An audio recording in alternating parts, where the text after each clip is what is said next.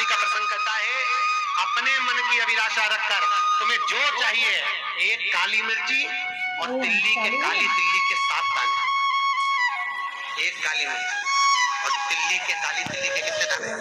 7 दाने हथेली में रखकर अपनी कामना कर कर मन से अपने मन के बात को कहकर शंकर भगवान के शिवलिंग पर चढ़ा दीजिए। आपकी मनोकामना, कहते हैं हर महीने शिवरात्रि आती है, इस शिवरात्रि पर, मुख्य शिवरात्रि पर चढ़ाओगे, अगले महीने की जब शिवरात्रि आएगी तो आपकी मनोकामना पूरी हो जाएगी। एक काली मिर्ची और 7 काली तिल्ली के दाने।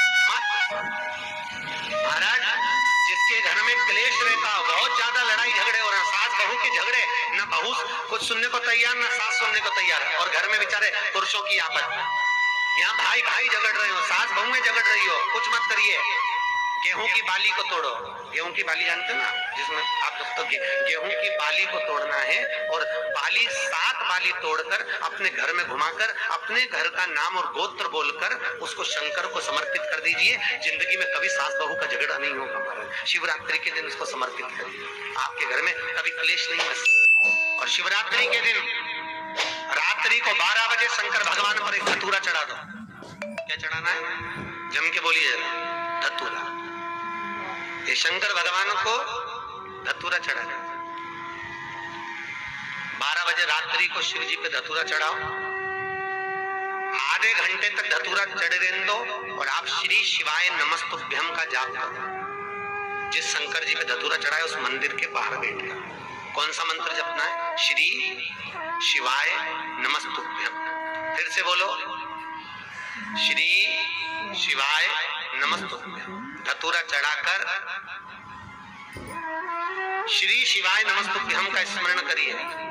और जो दुकान नहीं चलती हो, घर में लक्ष्मी नहीं टिकती हो, खेत में फसल अच्छी नहीं आती हो, संपदा नहीं आ रही हो, बस उस धतूरे को लाल वस्त्र में बांधकर अपनी दुकान में, अपने व्यापार में, अपने घर में रात को 12:30 बजे उठाकर लाओ, और 4 बजे के पहले उसको अपनी दुकान, व्यापार, व्यवसाय में उसको बांध दीजिए। और अगर जो जमीन फसल सही नहीं दे रही हो, वो जमीन में ले जाकर गाड़ दीजिए।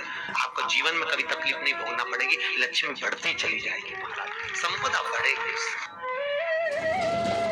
जो व्यक्ति ज्यादा बीमार रहता हो, बहुत बीमारी उसको घेरे रहती हो, परेशान रह रहा हो, बीमारी बनी हुई है, तो बोर चढ़ाइए। बेर, क्या बोलते हैं यहाँ पर? बेर की बोर, वो खाने वाला बेर जो होता है, उस बेर को 7 बेर ले लो, और 7 बेर को लेकर अपने ऊपर से घुमाकर शिवरात्रि की दोपहर के 12 बजे शंकर भगवान के शिवलिंग पर ले जाकर उस बेर को चढ़ा दीजिए। आपका रोग, आपकी बीमारी मात्र 3 महीने के अंदर समाप्त हो जाए। शिवरात्रि के दिन बेर चढ़ाने का बड़ा महत्व है, और शिवरात्रि पर चढ़ा हुआ वो बेर उठाकर ले आइए, और उस बेर को उठाकर रख लीजिए। मान लो किसी को उदर से जुड़ी हुई जब तकलीफ रहती है, पेट से जुड़ी हुई तकलीफ रहती है, पेट से जुड़ी हुई कोई भी प्रॉब्लम, अगर पेट से जुड़ा हुआ कोई भी रोग आपको लग गया और डॉक्टर की दवाई चल रही है, सारी औषधि चल रही है, जो शिवरात्रि पर आपने बेर चढ़ाया है, वो बेर अगर आपके यहाँ रखा हुआ है, वो बेर उस रोग वाले व्यक्ति को खिला दीजिए। आधे घंटे के अंदर पेट का दर्द, पेट की तकलीफ, पेट का कैसा भी रोग होगा, एकदम आराम लग जाएगा। उस बेर में इतना प्रबलता आ जाती है शंकर को, जो शिवरात्रि के दिन बेर चढ़ाया जाता है,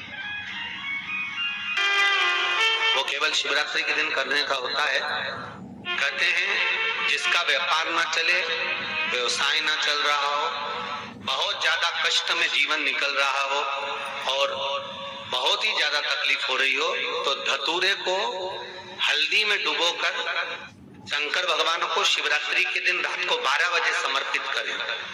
उस धतूरे को वापस उठा लाएं 5-10 मिनट के बाद, श्री शिवाय नमस्तुभ्यम बोलकर लाल कपड़े में उसको बांधकर व्यापार वाली जगह में कहीं पर भी उसको बांध दिया जाए। व्यापार पीछे नहीं हटता, व्यापार अग्रण्य भाव में बढ़ता चले जाता है। महाराज, उस धतूरे को केवल परंतु शिवरात्रि के दिन रात को 12 बजे ही किया जाए, हल्दी में डुबोना पड़ता है।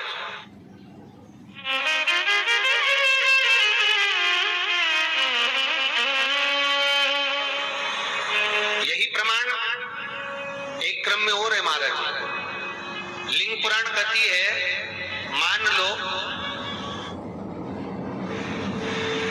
किसी व्यक्ति को कोई एक भारी बीमारी हो गई, बड़ा रोग हो गया, और वो रोग डॉक्टर कह रहा है कि ये ठीक नहीं होना है, बहुत तकलीफ उसमें है और कष्ट ही कष्ट है और ठीक नहीं हो रहा, दवाइयां लग रही, गोलियां खा रहे हैं। तो महाराज उसका भी वर्णन है। 7 धतूरे, कितने धतूरे लेना है? 7 धतूरे। कोई सी भी शिवरात्रि से मतलब महीने में एक बार शिवरात्रि आती है, प्रत्येक महीने आती है। किसी भी शिवरात्रि के दिन 7 धतूरे लेकर, एक धतूरे में मौली, लच्छा, नाड़ा लपेटकर चंद्रमौली भगवान का स्मरण कर उस मौली को लपेटकर 6 धतूरे में हल्दी लगाकर शंकर भगवान की जो जलाधारी है, जलाधारी में आपको पहले भी वर्णन किया है, शंकर भगवान का ये शिवलिंग है, ये जलाधारी है, ये भगवान का जल निकलने का स्रोत, चरणारविंद का भाव। शिवलिंग जहां रखा हुआ है ये पार्वती जी का हस्त कमल, जो ये गोल भाग है ये पार्वती का हस्त कमल, जहां शिवलिंग रखा है। जहां से जल नीचे गिरता है उसके सीधे भाग में श्री गणेश जी महाराज का स्थान है, उसके उल्टे भाग में श्री कार्तिकेय जी का स्थान है। जलाधारी के सामने एक मोटी सी लाइन होती है, कहीं सांप बना होता है, कहीं स्थान बना होता है। जो मोटी सी लाइन है ये शंकर भगवान की सबसे छोटी लड़की अशोक सुंदरी का स्थान है। जलाधारी के ऊपर जो 3 टेकी लगी है ये भृगु ऋषि का, भृंगी गण का स्थान है। इसके ऊपर जो कलश है, कलश में जो पानी भरा जाता है वो पानी जो बूंद बूंद नीचे गिरता है ये शंकर भगवान की 5 लड़कियों का स्थान है। जया, विषहरा, सामरीबारी, दोतली और देव, ये 5 लड़कियों का स्थान है। शंकर भगवान का संपूर्ण परिवार शिवलिंग के सामने से, जहां से जल चालू होता है गिरने के लिए नीचे की ओर जब जल जाता है, उस स्थान पर भगवान शंकर के सारे गणों का स्थान है। फिर जब जल बहकर सामने की ओर जाता है, जितनी दूर तक जल जाता है उतनी दूर तक भगवान शंकर के उस जल भाग को ग्रहण करने के लिए 33 कोटि देवताओं का स्थान है। इसलिए उस जल को हम लांघते नहीं है, क्योंकि वहां 33 कोटि देवता विराजमान रहते हैं महाराज।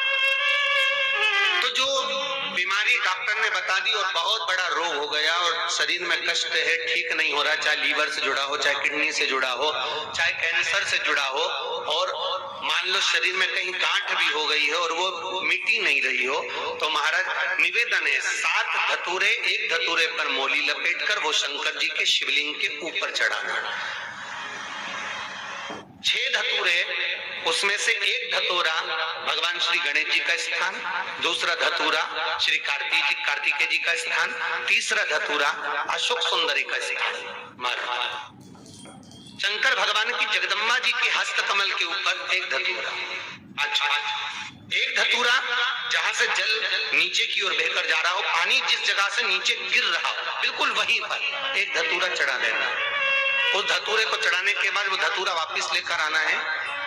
अवधूतेश्वर महादेव का नाम लेकर या चंपेश्वर महादेव का नाम लेकर उस धतूरे को, जो बीमार व्यक्ति है उसका स्पर्श कराकर बेलपत्री के पेड़ के नीचे पटकवा देना है महाराज। धीरे धीरे रोग में आराम मिलना प्रारंभ हो जाता है, औषधियां धीरे धीरे समाप्त हो जाती हैं और व्यक्ति स्वस्थ हो जाता है। ये केवल शिवरात्रि के दिन ही होता, 12 महीने शिवरात्रि आती है, आप किसी भी शिवरात्रि को कर सकते हो, किसी भी शिवरात्रि।